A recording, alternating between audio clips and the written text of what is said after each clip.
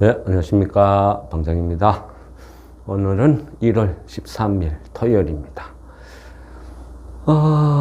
그죠. 요즘 1월달, 격동의 한 해입니다. 밤사이도 그죠. 여러 가지 이슈가 많았고, 그리고 이란, 그 다음에 후티 반군, 중동이 시끄럽죠. 그러다 보면 여러 가지, 그죠. 여러 가지 어떤 세상이 좀 혼란스러운 것은 어쩔 수 없는 것 같아요. 올해는 그죠. 슈퍼 선거의 해락을 하죠. 뭐 크고 작고 선거가 겹치는데 전 세계에 그죠. 한 50군데에서 선거를 한다. 그죠. 지구에 존재하는 인구의 한 40억 명이 투표에 연루돼 있다는 거죠. 그러다 보니까 뭐 정치, 이념 이런 것들이 복합적으로 작용을 하겠죠. 그러다 보니까 그죠. 2024년은 그만큼 변수도 많고 어렵고 힘든 것 같습니다. 항상 그래요. 그죠. 뭔가 그러니까 이슈, 큰 세상, 큰 흐름을 보고 그죠. 그 다음에 우리나라를 보고 경제를 보고 주식을 보고 종목을 고르고 저는 그게 뭐 맞다 생각하죠. 항상 내가 어떤 주식을 사면 왜 이걸 사야 되지? 이유를 알아야 된다는 거죠. 그 이유를 알고 내가 매수를 하고 기다리고, 그죠? 그런 과정이죠. 그러다 보면 내가 그 상황에 따라서, 조금 더 가도 되겠다. 아니면 여기에서 멈춰야 되겠다. 아니면 여러 가지 데이터 분석을 통해서, 이 시점에서는 이런 주식을 한번 사봐야 되겠다. 뭐 그런 게 전략, 전술, 투자의 개념이 아닐까, 뭐, 그래 생각합니다. 물론, 그죠? 각자 생각이라는 건 다 틀려요. 제 입장에서는 좋다 생각했는데 누군가는 안 좋다. 그건 어쩔 수 없는 거죠. 미래 영역이니까. 주식의 미래는 아무도 몰라요. 이게 이렇다, 저렇다 단정할 수 있는 사람은 아무도 없다는 거죠. 결과를 모르니까. 그러니까 단지요, 뭐, 흔한 말로 내 돈 갖고 내가 한다. 이익을 보든 손해를 보든 내가 감당한다. 그게 주식이라는 거죠. 그러니까 차트를 보든 아니면 뭐 쟤처럼 세상을 보든 각자 선택을 하는 거죠. 좋다 나쁘다는요. 나는 이 방법 갖고 돈을 벌었어 하면 그게 최고의 기법 맞아요. 진리예요. 저도 다른 사람하고 뭐 여러 가지 대화를 하고 제가 이렇다 저렇다 말하고 싶잖아요. 논쟁도 하고 싶잖아요. 주식은요. 논쟁거리가 아니고 타협거리가 아니라는 거죠. 나의 뜻과 틀리면 그냥 안 하면 되는 거예요. 그죠? 서로 의견을 상충해가 나의 의견과 상대방의 의견이 대립을 하는데 굳이 거기에 타협점을 찾았어. 내가 끌려갈 필요도 없다는 거죠. 다른 사람을 설득시킬 필요도 없는 것이고 그냥 각자 자기 길을 가는 거예요. 그게 맞는 것 같아요. 그래야 원망도 없고 손실을 입어도요. 나의 판단에 의해서 입은 손실은 뭐 쉽게 넘어갈 수 있죠. 관대해져요. 나한테는. 하지만 누군가의 추천에 의해서 내가 손실을 입었다. 모든 원망의 하살이 그 사람한테 가죠. 돈 잃고 사람 잃고. 그게 이 주식이라는 거죠. 그래서 저는 항상 그렇습니다. 뭐 어떤 강요, 뭐 어떤 그런 생각은 그지없어요. 단지 그죠? 제 생각을 말씀드리는 거죠. 누군가가 공감을 하면 같이 가는 것이고 나는 싫다, 너랑 달라 하면 또 그 사람은 그 사람의 길을 가는 것이다. 항상 그렇게 생각합니다. 뭐 잡설은 그만두고 일단은 이제 오늘 공부를 시작하겠습니다. 이번 주 그죠? 이번 주 보면 그죠? 어떤 미국의 경제 지표 여러 가지가 있었죠. 그 중에 그 CPI 소비자 물가 지수 나왔을 때 다시 인플레이션이 고개를 쳐드나 하고 시장이 화들짝 놀랐죠. 와, 이거 뭐야? 예상 밖인데?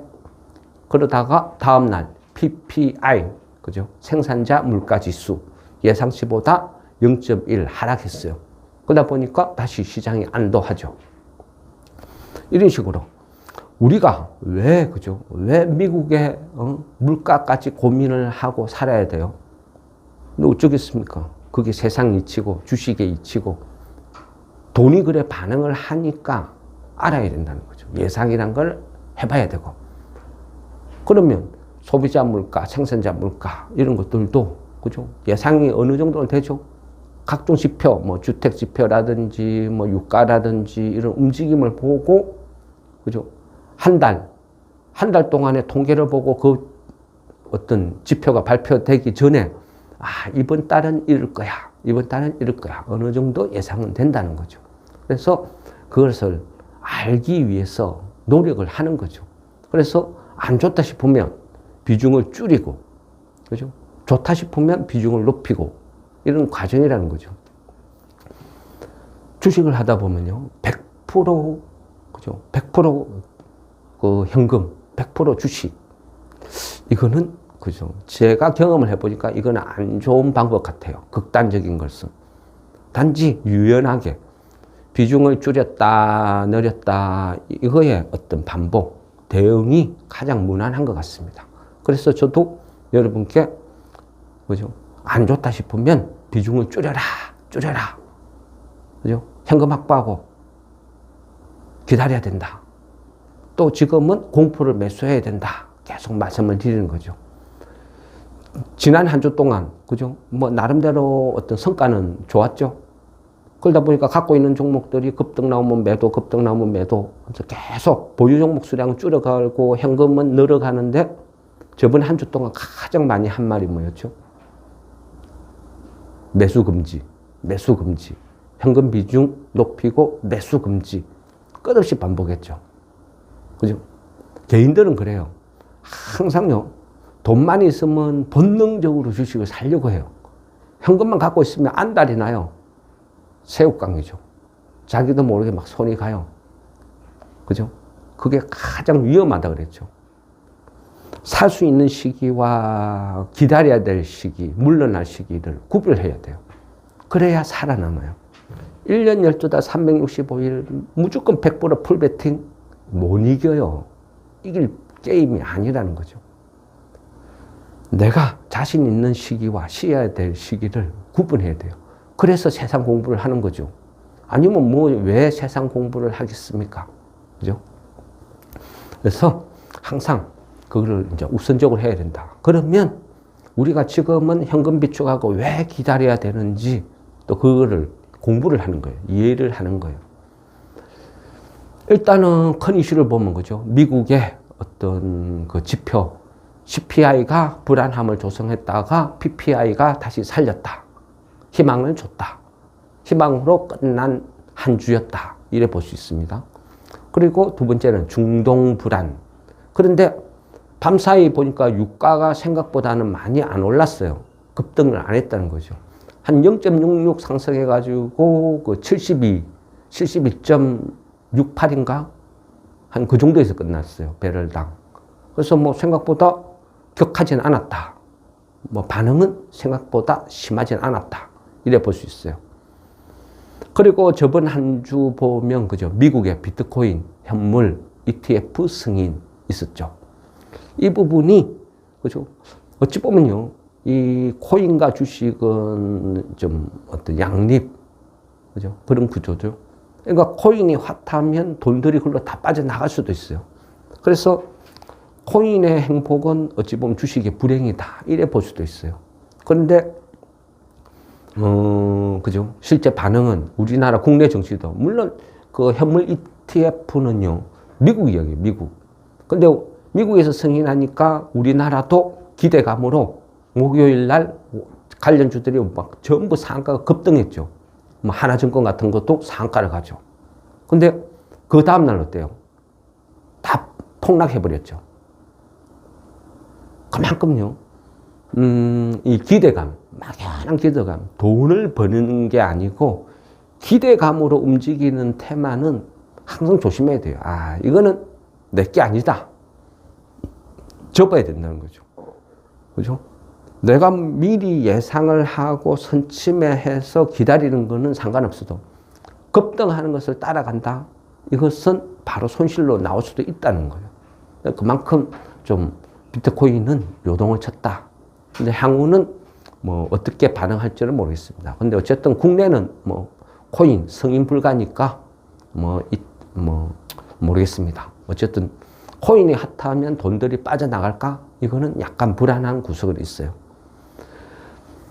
여전히 그죠? 이 이슈는 미국의 어떤 지표가 하나 나올 때마다 항상 거론되는 게 금리 인하 아니면 금리 인하 조기 시행 물 건너갔어. 희망과 절망 올랐다 내렸다. 경기 지표 하나 나올 때마다 요동을 쳐요. 아직도 보면 3월 달에 금리 인하 월가에서 보는 시각은 한 76% 확률로 3월 달에 금리 인하를 한다. 이렇게 보고 있습니다. 이 부분은 그죠? 그 질문하셨죠? 왜 월가에서 3월 달에 금리 인하를 한다 하느냐? 왜 주장하느냐? 근거는 뭐냐? 그렇죠. 항상 궁금해야죠. 궁금해야 공부가 돼요. 궁금하지 않은데 방장 혼자서 열심히 떠들어 봐야 이거는 그냥 한 귀로 듣고 한 귀로 흘려버리는 거죠. 질문은 굉장히 좋아요. 그죠? 저도 제 입장에서는 상식인데 누군가한테는 암호가 될 수 있거든요. 그래서요, 뭐 1장으로 질문하시는 것도 얼마든지 한영. 근데 어쨌든 이 금리 인하 이 부분은 좀 이따 자세히 말씀드리겠습니다.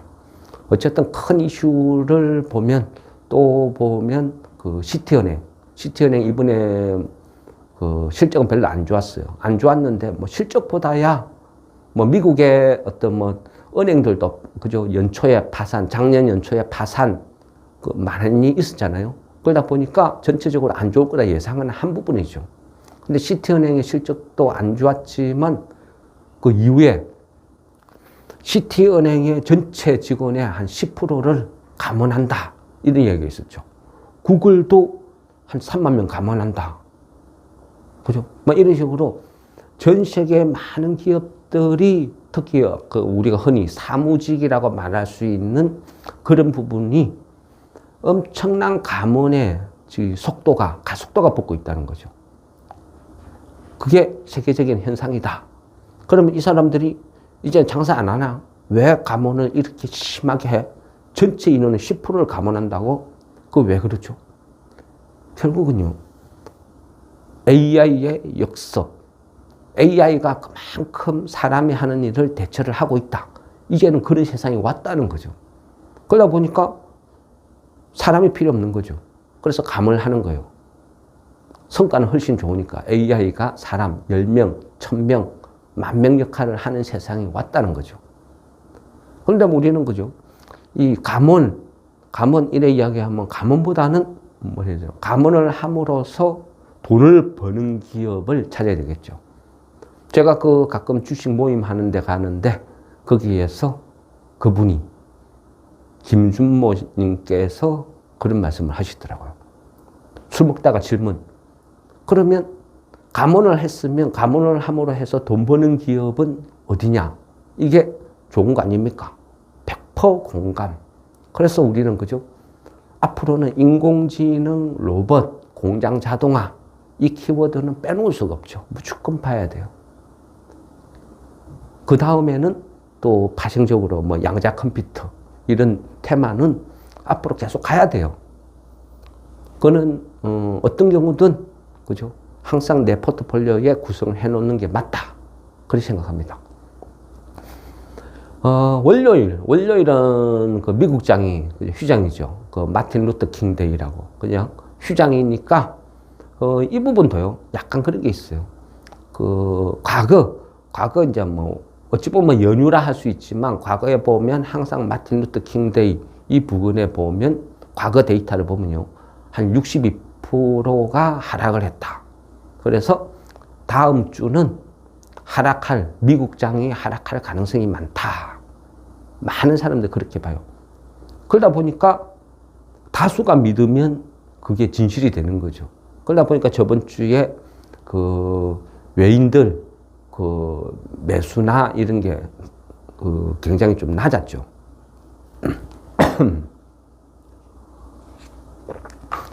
좀 전반적으로 좀 수급이 안 좋았던 이유 중에 하나도 약간 그런 게 있어요.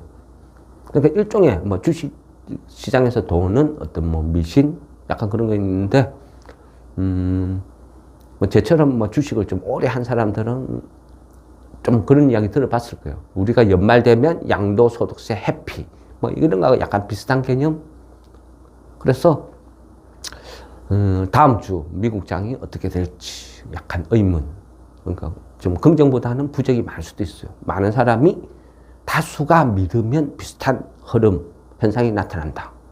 물론 차트도 뭐 좋은 예가 되겠죠.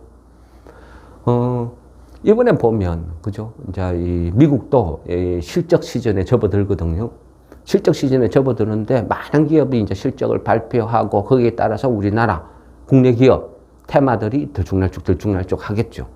근데 지금 보면 종가 기준으로 보면 그 MS가 그 마이크로소프트가 애플을 추월했죠. 시총.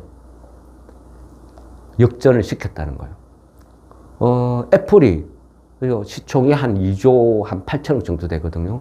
근데 마이크로소프트가 시총이 이제 2조 9천억. 그래서 1등을 차지했다. 애플이요. 그전 한 10년 정도 1등을 놓친 적이 없어요. 항상 10년 동안 항상 1등. 우리나라 삼성전자는 무조건 시총 1등. 그러듯이 당연한 것처럼 여겨졌는데, 그죠? 세상이 변하니까 펩시가 코카콜라를 역전하듯이 마이크로소프트가, 그죠? 애플을 추월했다. 그럼 그 중심은 뭐가 있느냐? 마이크로소프트에 AI가 있었다는 거죠. 그래서 그만큼 마이크로소프트가 이미 증명을 해준 거예요. 그래서 우리는 앞으로도 계속 AI는 이제는 주식의 어떤 테마에 AI는 빼놓을 수가 없는 거죠. 그래서 이 AI도 근데 우리나라 AI는 냉정하게 이야기하면요 좀 게임이 안 되죠. 우리나라 전체 다 합쳐도 구글 하나를 못 당하는데, 그죠? 그러다 보니까 대부분 다 적자예요. 실적도 없고 단지 테마로 움직이는 거죠. 그래서 선별하기가 힘들다. 약간 그런 부분은 있습니다. 미국, 그죠? 미국 장을 이야기하면 그 테슬라를 빼놓을 수는 없죠. 근데 이번에 그 후티 반군의 그 홍해, 이 사태만 봐도 테슬라한테는 악재고, 또 이번에 보니까 중국 시장에서 테슬라 또 가격 인하하더라고요. 그래 되면 테슬라의 이익은 또 감소할 것이고, 그럼 테슬라가 또 주춤 빠지고 하면 우리나라 증시는 개인들이 바로바로 반응을 하죠. 2차 전지 테마 영향을 미치겠죠. 그러면 2차 전지가 약세를 띠면 지수가 또 약간 빌빌빌 거리는 경향이 있죠. 그래서 이 부분도 조금 신경을 써야 될 것 같아요. 우리가요, 이제 지금 현재 우리가 처해 있는 큰 이슈들은 대충 한 요 정도인 것 같습니다. 그거 하나 빠졌네요. CES 2024. 알게 모르게, 그죠? CES 2024 지나가고 지금 다 핫해요. 근데 우리는 이미 그 전에 종목들을 뭐 삼진도 그렇고 어느 정도 구성을 하고 있다가 이번에 기회 주면 후루룩 그냥 다 매도를 했어요. 세상이 하도 어지러웠어.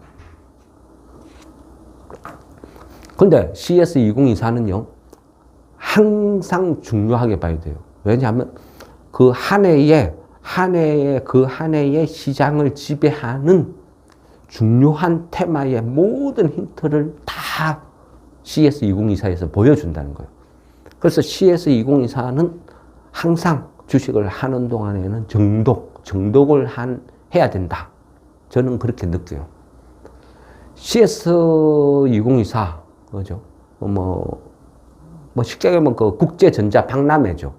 이거는요, 매년 1월 달에 그 미국, 네바다주, 그러니까 그 라스베가스, 거기에서 이제 열리는 전 세계에서 하는 최고의 어떤 전자 박람회죠. 그래서 여기에 참여하는 수많은 기업들이 미래 비전을 제시를 해주는 거예요. 이거를 쭉 보면서, 올해 키워드는 뭐다? 내가 어느 부분에 집중적으로 한번 투자를 해봐야 되겠다. 힌트를 준다는 거예요. 그래서 중요하다는 거죠. CS2024가 뭐 업력은 엄청 오래됐어요. 1967년도인가 그때 시작됐거든요. 뭐 초창기에는 뭐 TV나 이런 뭐 소정, 가전제품 이런 전시회였죠. 근데 지금은 엄청나게 발전을 해서 모든 기업들이 그죠 자기 회사의 역량을 과시하는 그 세계 최대의 박람회가 된 거죠. 그래서 중요하다. 이번에도 이렇게 쭉 보니까 이게 시총이 무거운데 될까 하고 좀 놓친 부분도 좀 있긴 있어요. 대표적인 게 그 롯데정밀통신 이런 것도 보면 조금 전시회 그쪽에서도 어쨌든 아쉬운 부분, 놓친 고기야. 그냥 거론할 바 아니죠. 이번 전시에 보면 그 CS2024 모토가 있는데, 이번에는 보면 그죠. All together, all on 해가지고, 모든 기업이 기술 기반으로 전력을 다해서 다 함께 앞으로 나가자. 약간 그런 캐치프레이즈를 내세웠더라고요. 그리고 여기에서 여러 기업들이 쭉 어떤 여러 가지 사항을, 신제품을 전시를 했는데, 그 중에 중요 키워드를 보면 역시 생성형 AI. 그게 중심에 있죠. 그 생성형 AI를 가능하게 해준 것은 우리가 다 아는 엔비디아의 그 인공지능 GPU가 또 불을 당겼죠. 그러다 보니까 많은 어떤 내가 꿈꾸는 모든 기술을 시연할 수 있는 그런 장이 연출이 되는 거예요. 누가 뭐라 해도 절대 빼놓을 수 없는 거 챗GPT죠. 챗GPT의 등장. 그리고 보면 또 우리가 그죠. 코인 할 때도 그랬지만 인공지능이나 이런 것들은 그 전력 소모가 심하다는 거죠. 그럼 이번에도 보면 텔레비나 이런 것도 스마트 TV 이런 것들도 보면 그 화질이죠, 화질. 4K에서 8K로 자동 변환을 해주고 그런 과정에서도 전력 소모가 급속도로 줄어들고 그러다 보니까 그죠. 또 그 시간이 지나면 우리 국내에도 전력 반도체 그런 것들이 막 테마가 되고 그래 하죠. 성능이 향상된다고 화질이 높아진다고 그죠? 거기에서 무조건 장점만 있는 거 아니죠.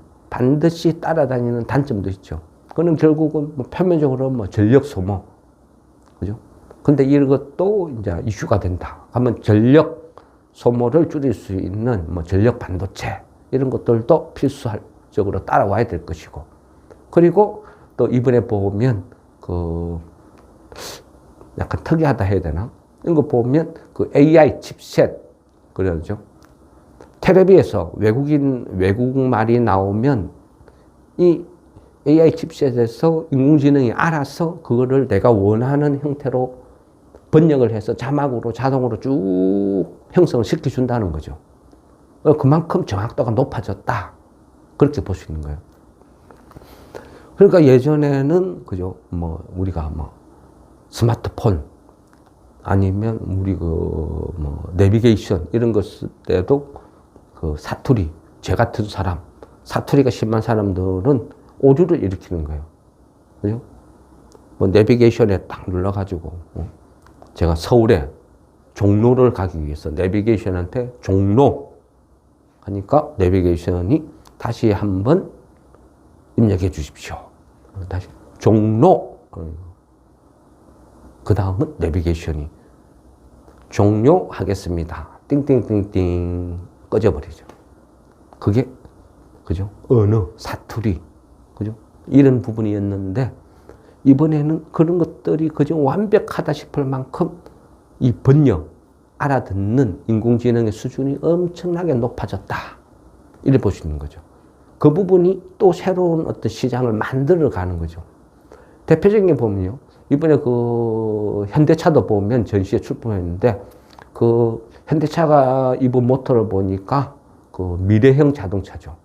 현대차의 그 계열사죠. 그 포비2-라고 있는데 이쪽에서 보면 추진하고 있는 게 앞으로 미래 자동차는 사람이 버튼을 누르고 작동을 하는 게 아니고 모든 게 다 말로 할 것 같아요. 자동차에 내장되어 있는 인공지능을 통해서 얘가 대화를 하는 거죠.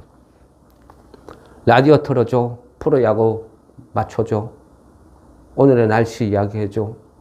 히터 줄여줘. 꺼줘. 에어컨 켜줘. 집에 전화해줘.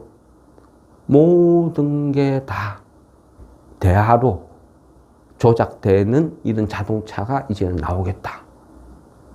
뭐 그렇게 볼 수 있는 거예요.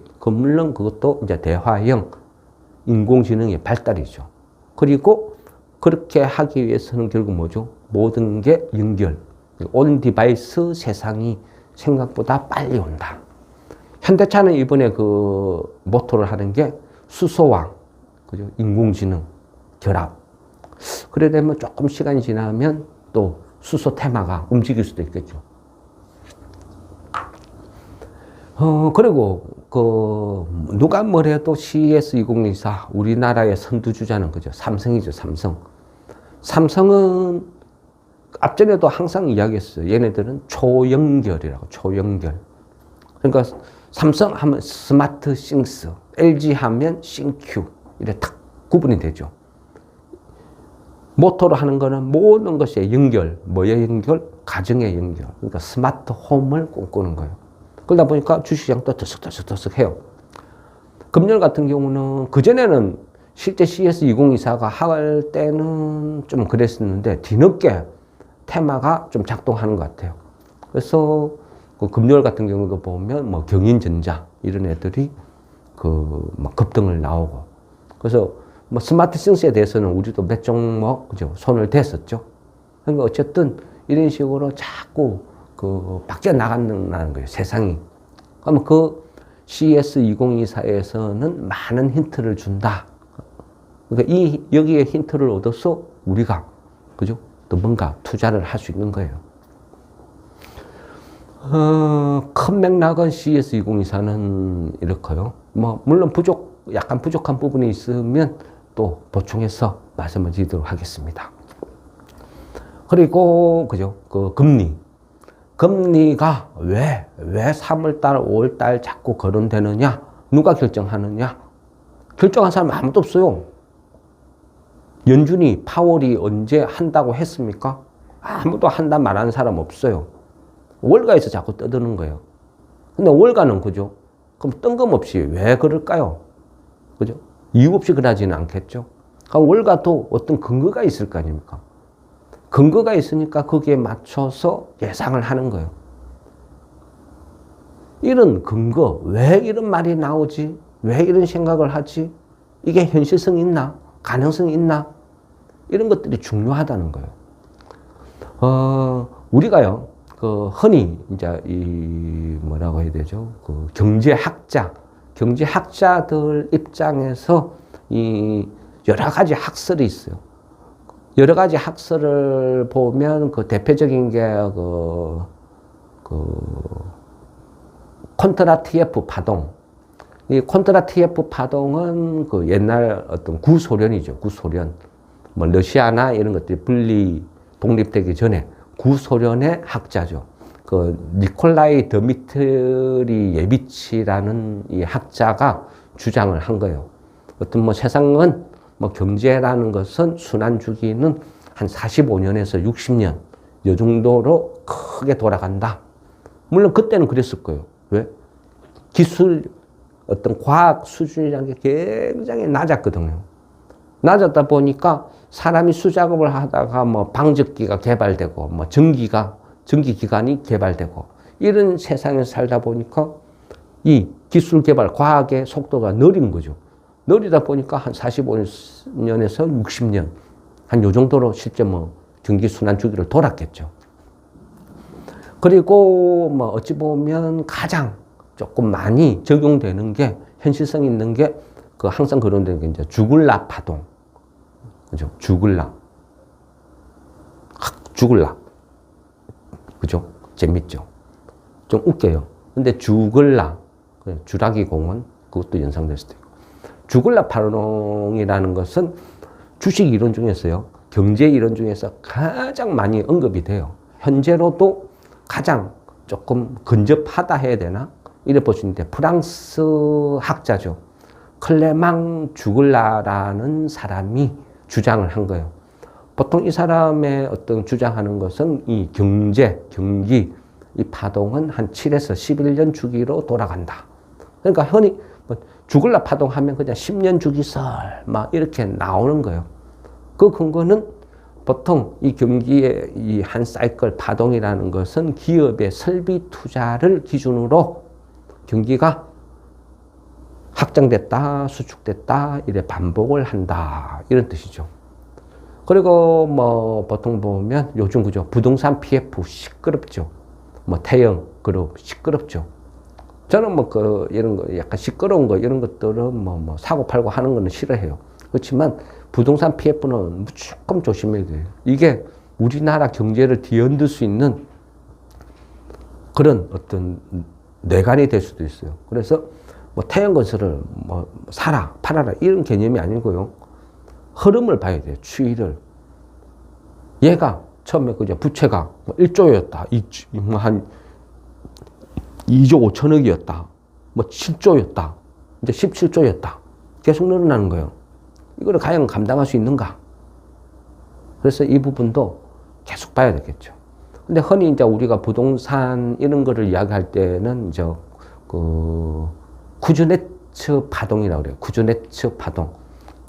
쿠즈네츠 파동은 미국의 사이먼 스미스 쿠즈네츠라는 분의 이론이죠.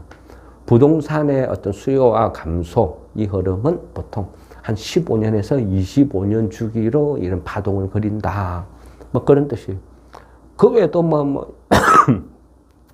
여러 가지 어떤 경기 논리, 학설, 이런 거는 좀 많아요.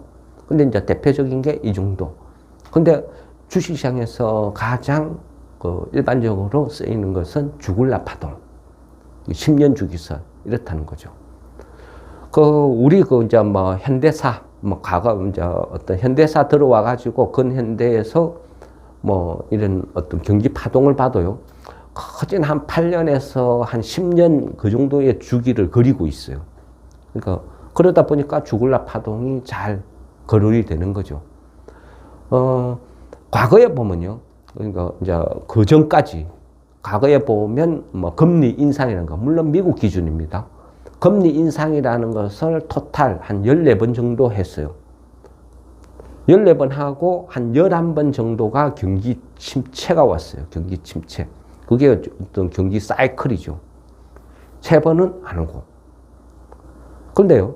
그러다 보니까 이 인플레이션과 경기 확장, 축소 이런 여러 가지 반복을 쭉쭉쭉쭉 돌아가면서 계란 이론 이런 거 하듯이 사계절 이론 하듯이 그러다 보면 이제 어떤 우리가 금리 인상을 했다, 인하를 했다 이런 과정을 보일 거 아닙니까?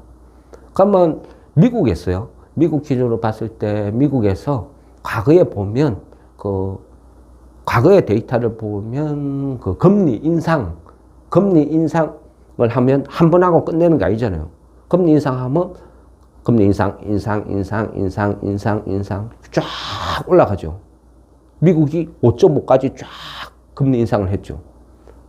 한 방에 한 거 있잖아요. 계속 베이비 스텝, 베이비 스텝 그러다가 쭉쭉쭉쭉 나중에는 그죠. 뭡니까? 빅 스텝, 자이언트 스텝, 이상한 단어까지 만들어갖고 공포를 조성을 했죠. 이런 식으로 통상 미국이 금리 인상을 한번 시작하면 최저는 17개월부터 최장은 36개월까지 금리를 계속 올렸어요. 그러니까 최저는 17개월, 최장은 36개월, 3년 동안 했다는 거예요. 근데 지금은 어째요? 지금은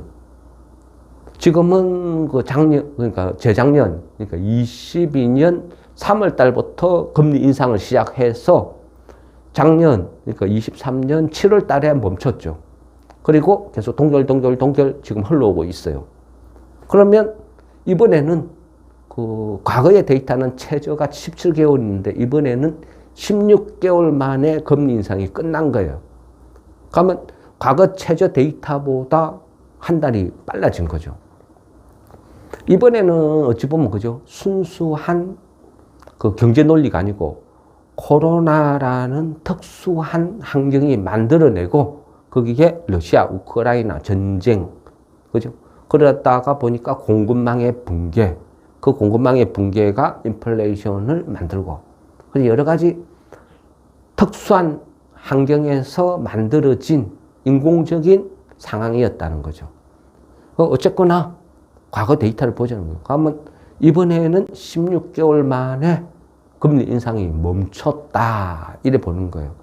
그리고 이후에 금리 인상을 이제 어떤 과거 데이터를 보면 이후에 보통 미국이 금리 인상했다가 어느 시점이 되면 정점을 찍고 동결하겠죠. 동결하겠죠. 그럼 이 동결되는 이 기간이 과거의 데이터를 보니까 거진 한 9개월 정도 되더라.